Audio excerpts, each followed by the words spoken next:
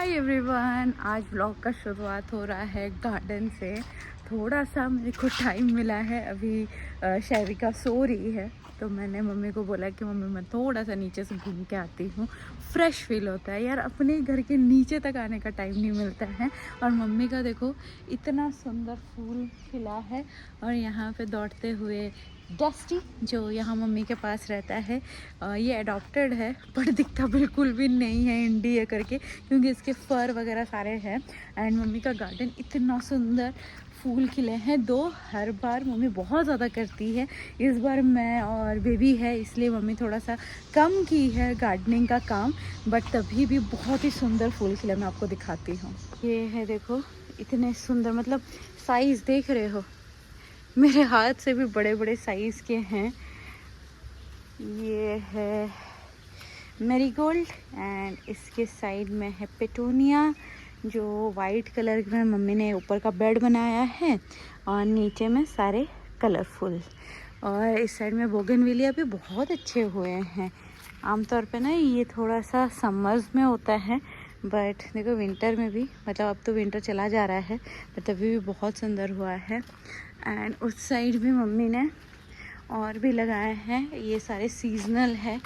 आधों का तो मेरे को भी नाम नहीं पता है, बट ये बहुत ही सुंदर सा एक बेड मम्मी रेडी की है। मेरे को मतलब पता नहीं कब टाइम निकाल के कर लेती है, ये समझ में नहीं आता है। मतलब हम लोग के उठने से पहले मम्मी कर लेती है। ये है डैंथस एंड वो जरबेरा। उधर भी कुछ रेड वाले फ्लावर हैं, अगेन मेरे को नाम नहीं पता है। और आपको और एक चीज़ भी दिखाऊंगी, छत पर जाऊंगी तो दिखाऊंगी कितने मैंगोज़ में ना ट्री में फ्लावर्स आए। मतलब अब की बार एक तो गर्मी भी बहुत तेज़ होने वाली है और आम भी बहुत होने वाले हैं। And that's the coconut tree. अब इसके बारे में स्टोरी मैं आपको बताती हूँ। उससे पहले ये देख लो, इतने सारे रोजेस भी हैं। ये बहुत ही खुशबू वाले रोजेस होते हैं, पता है। ये झड़ जा रहे हैं, मेरे को भी ख़राब लग रहा है, पर ये रोज़ पेटल से ना शैविका को हम लोग नहलाते भी हैं तो घर का पूरा फ़ायदा उठा रही है शैविका। तो देखो ये पीछे में देख रहे हो कितना आम होने वाला है। सो ये जो ट्री है कोकोनट ट्री, इसका नारियल भी होता है। दो हम लोग कोई कोस्टल बेल्ट में नहीं रहते हैं, झारसुगड़ा थोड़ा सा वेस्टर्न साइड ऑफ उड़ीसा है। एंड यहाँ पे कोस्टल बेल्ट नहीं है, ईस्टर्न साइड में है। बट मम्मी ने जैसा तैसा करके एक कोकोनट ट्री बना दिया जिसकी फ्रूट भी होती है, मतलब कोकोनट भी होती है, डाब भी होता है। अगर मैं आपको दिखाऊं तो ये देखो, इसमें कोकोनट भी हुआ है।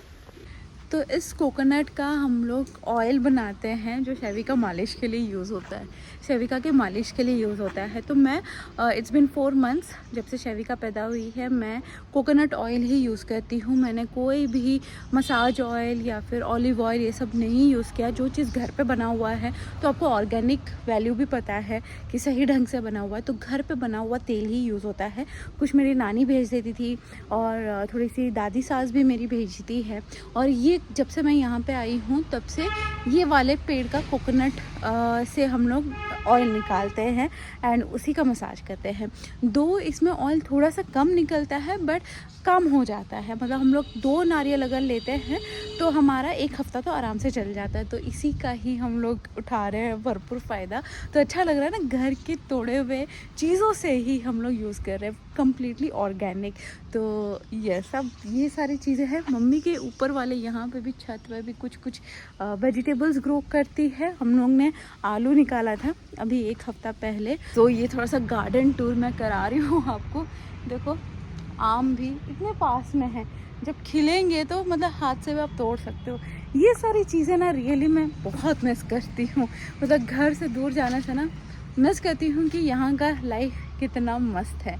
और ऐसे ही रहना चाहिए यार, सिंपल सा लाइफ, इजी सा लाइफ। बट वो नहीं है, भागना पड़ता है आपको हर चीज़ों के पीछे, तभी आप सक्सेस हो गए तो पैसे आएंगे तो घर चलेंगे, बहुत सारी जिम्मेदारी हो जाती है। बट हाँ, अभी कुछ दिन ही हूँ मैं यहाँ पे शायद, और ज़्यादा से ज़्यादा 1 महीना ही हूँ। उसके बाद मैं वापस से अपने लाइफ में वापस चले जाऊँगी। But I will really miss this time. तो मेरे आते ही मैडम क्यूरी उड़ गए थे।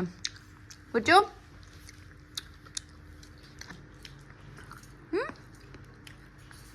अच्छा मम्मी कुछ पूछना था मेरे को।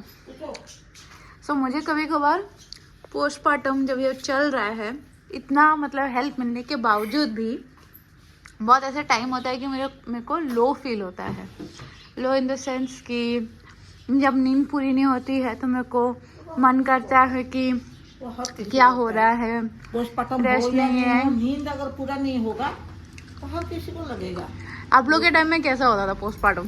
पता नहीं था पोस्टमार्टम क्या होता है, उनको मालूम ही नहीं था। बट कुछ तो फील होता होगा आफ्टर बेबी। हाँ, ये होता था कि ना बच्चे के केयर कर पा रहे हैं, ना घर का देख पा रहे हैं। तो क्या होता था ना, कभी कभी गुस्से में या तो बच्चे के ऊपर भी मार पड़ जाता था, चाहे वो जितना छोटा भी हो।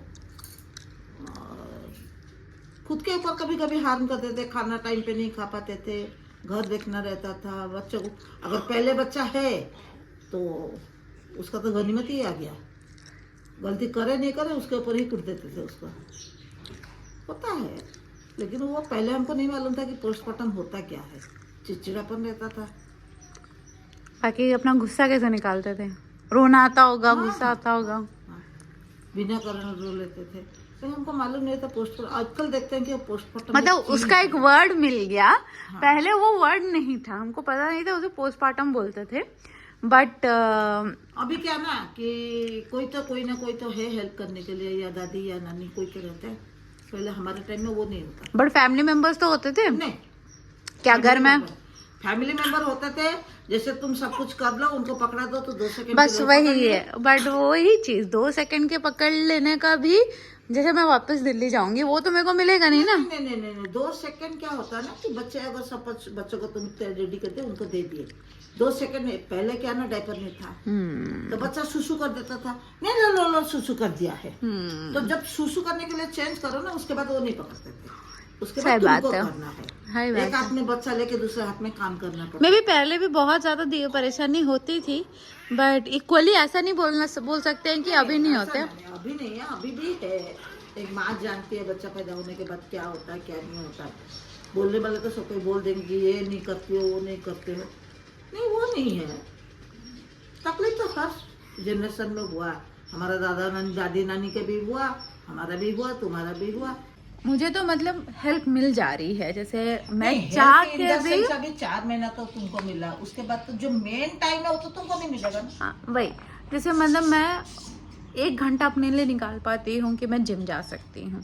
बाकी दोपहर को भी थोड़ा सा टाइम रूटीन अगर मैं सेट कर दे रही हूँ तो मेरे को 1 घंटा नींद पूरा करने के लिए भी मिल जा रहा है। मतलब इतना सब होने के बावजूद भी मुझे कभी कभार लो फील होता है। मेरे को तभी भी क्वेश्चनेबल लगता है कि यार मेरे को इतना हेल्प होने के बाद भी मेरे को क्यों अच्छा नहीं लग रहा है। इमेजिन करो जिसके पास कोई हेल्प ही ना हो। तो ऐसा नहीं है कि पोस्टमार्टम किसी को भी नहीं होता है, पोस्टमार्टम ब्लूज होती है, ठीक है। मतलब अब नींद जब पूरा नहीं होता है, आपको चिड़चिड़ापन लगता है, मुझे मतलब सर बहुत भारी लगता है। और अब ऐसा हो गया है ना कि वो थोड़ा सा करवट भी बदलती है तो नींद टूट जाता है। वो मदर इंस्टिंक्ट होता है, ठीक है। वो ऐसा नहीं है कि कोई भी माँ दुनिया में ऐसे नहीं होगी कि वो सो गई है बच्चा रो रहा है, कोई नहीं है। वो आप कहीं पे नहीं देख सकते हो। तो वो सारी चीज़ों के वजह से भी नींद पूरी नहीं होती है। एंड अभी तो मैं दिल्ली जाऊंगी जब मेरे को और भी स्ट्रगल्स होंगे, बट आई होप इसकी नींद। तुम दिल्ली जा रहे हो जब उसका हाथ पैर चलने लगा है। हाँ, वो उसमें मेरे को थोड़ा सा अटेंशन रहना पड़ेगा। बट एक चीज़ मैं होप कर रही हूँ कि उसकी रात की जो नींद है वो पूरी होगी तो मैं भी एनर्जाइज फील करूँगी कि मेरी नींद भी पूरी होगी। तो मैं फिंगर क्रॉस्ड करके नेक्स्ट मंथ जाने की पूरी तैयारी कर रही हूँ। विल सी कि वहाँ जाके मेरा हालत क्या हो रहा है, या फिर मैं कुछ दिनों में वापस आ जा रही हूँ। ये भी चांसेस है mummy, be ready for that, कि ये भी चांसेस है कि मैं वापस आ जाऊँ। Will see. बट एनीवेज, जिसको मैं सुला के गई थी वो उड़ गई है। अभी फीडिंग टाइम है, फिर खेलेगी, फिर अगेन दिन भर का रूटीन चलता रहेगा। एंड मैं थोड़ी देर में अगेन आपसे मिलती।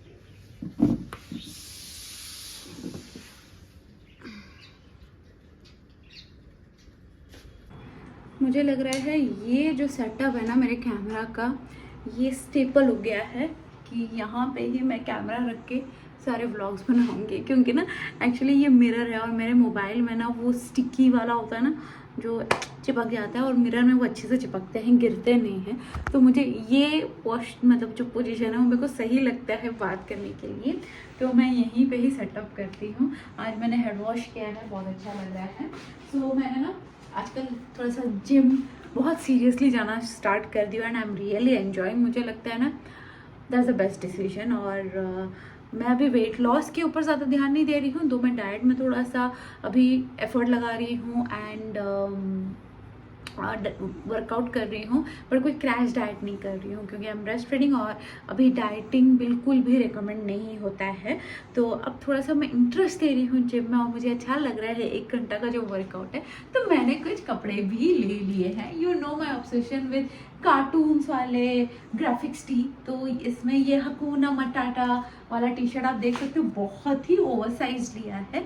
तो थोड़ा सा ओवर साइज पहनना मेरे को अच्छा लगता है, एंड जिम में कभी कभार फिटिंग वाले ड्रेस से ज़्यादा ये वाला मैं कभी कभार पहन के जाऊँगी, इसीलिए लिया है। 2 मैं ट्राई नहीं की हूँ, बट मुझे लग रहा है कि थोड़ा सा ओवर साइज लगेगा, क्योंकि एल लिया है, बट एल ये ओवर साइज टी शर्ट है ना, तो एल थोड़े से बड़े आते हैं। तो ये टी शर्ट मैंने लिया है एकदम परफेक्ट वर्कआउट क्लोथ। मैंने पूमा का, आप देख सकते हो लोगो, जो जर्सी होती है ना वो लिया है। अगेन बहुत ही ब्रीदेबल लगता है, स्वेटिंग में भी अच्छा लगता है कि बहुत मतलब चिपकता नहीं है, तो इसीलिए जर्सी ऑलवेज वर्क्स बेस्ट जब आप वर्कआउट करते हो। एंड उसके बाद मैंने ना ये पैजामा लिया है, जिसका पैकेट मैं अभी यही आपके सामने खोल रही हूँ। तो बहुत सारे ऐसे घर पहनने वाले कपड़े ना, मैं तो देखो कुछ दिनों के लिए घर आई हूँ, तो लिमिटेड ही सामान लेके आई थी। तो मैक्स का अगेन ये थोड़ा सा चेक्स वाला मैं पैंट ली हूँ, जिसे अभी देखो एकदम क्रीस क्रूस होके रहा है, तो इसको वॉश करना है, थोड़ा सा प्रेस करना पड़ेगा मेरे को लग रहा है। बट एनीवेज ये थोड़ा सा कंफर्टेबल समर टाइप पैंट लिया है। ये मिक्स मटेरियल का लग रहा है, प्योर कॉटन नहीं है, बट चल जाएगा। मैं कॉटन ज़्यादा प्रेफर करती हूँ, बट पैजामा में चल जाता है। एंड उसके बाद एक लेगिंग्स भी लिया है। उसके बाद क्लोविया का मैंने ये वाले लेगिंग्स लिए हैं, जो बहुत ही कंफर्टेबल है। ये ऑलरेडी मैंने पहन लिया है, मुझे बहुत ही सही लगा एंड स्ट्रेचेबल मटेरियल भी है। तो क्या होता है ना, मैं अगर आपको बताऊं तो जब वेट आप थोड़े से पुट ऑन किए रहते हो ना, और अगर आप बल्कि कपड़े ज़्यादा पहनते हो, जैसे ये टी शर्ट मैं आपको बता रही हूँ घर में पहनती हूँ, बट लेने में इतना ज़्यादा बोर हो गई हूँ, और मुझे ऐसा लगता है कि कंफर्टेबल पहनने के चक्कर में ना you feel very low confidence. अगर आप बॉडी फिटेड ड्रेसेस पहनोगे ना, तो तुमको थोड़ा सा अच्छा फील गुड फैक्टर भी आता है। बट इसीलिए मैं थोड़ा सा मिक्स, अब मैं पता चल रहा है कि मैं फिटेड कपड़ों में थोड़ा सा कंफर्टेबल फील करना स्टार्ट कर दी हूँ, कॉन्फिडेंस आ गया है, वर्कआउट करती हूँ तो अपने आप कॉन्फिडेंस भी आने लगता है, और उसी हिसाब से मैं मिक्स टाइप के कपड़े ले रही हूँ। सो एंड ऑल्सो मैंने ना hair fall, you know hair fall का क्या सीन है, तो अभी बहुत ज़्यादा हेयर फॉल हो रहा है, तो मैंने ना ये हेयर सेरम लिया है which is from wish care. अभी बहुत सारे ऐड मैंने देखे थे कि यार ये हेयर ग्रोथ करने में हेल्प इम्प्रूव करता है, बहुत सारी चीज़ करता है। तो आपको ना बस ऐसे रूट्स में स्प्रे करना है और ऐसे मसाज करना है। अभी मैं देखो हेयर वॉश भी की हूँ, फिर भी कर रही हूँ, तो ये ना तो आपकी स्कैल्प को ऑयली नहीं करता है। और आप ना इस साइड में थोड़ा सा जहाँ पे ज़्यादा हेयर फॉल होता है वहाँ पे आप करके ऐसे मसाज कर दो एंड जेंटली। अगर आप, मैंने रिकमेंडेड होता है कि आप इसको रात को लगाओ तो बेटर है, आपको हेयर फॉल में भी इम्प्रूव करेगा एंड हेयर ग्रोथ में भी इम्प्रूव करेगा। तो जब हमारा हेयर फॉल हो ही रहा है तो सारा चीज़ ट्राई कर लिया जाए। तो यही सारे प्रोडक्ट्स मैंने रिसेंटली अमेज़ोन से लिया है, बाय द वे मैं लिंक शेयर कर दूँगी। एंड अभी मतलब हो रहा है समवेयर अराउंड 4 बज रहे हैं, और मेरा और मम्मी का प्लान हुआ है कि थोड़ा सा बाहर घूम के आते हैं। बहुत दिन से घर में पड़े गए हैं, और थोड़ा सा रूटीन लाइफ है, मतलब इसके बाद ये करना है, इसके बाद ये करना है, वही लाइफस्टाइल चल रही है। थोड़ा सा चेंज करेंगे तो जाते हैं बाहर। मैं झटपट से रेडी होती हूँ, शविका को भी लेके जाएंगे। तो आज का व्लॉग मैं यहीं पर एंड कर रही हूँ, नेक्स्ट व्लॉग बाद में स्टार्ट होगा। बट आई होप आपको ये व्लॉग अच्छा लगा होगा। अच्छा लगा तो लाइक शेयर कमेंट ज़रूर करना। मैं मिलूंगी मेरे नेक्स्ट व्लॉग में। Bye bye, take care.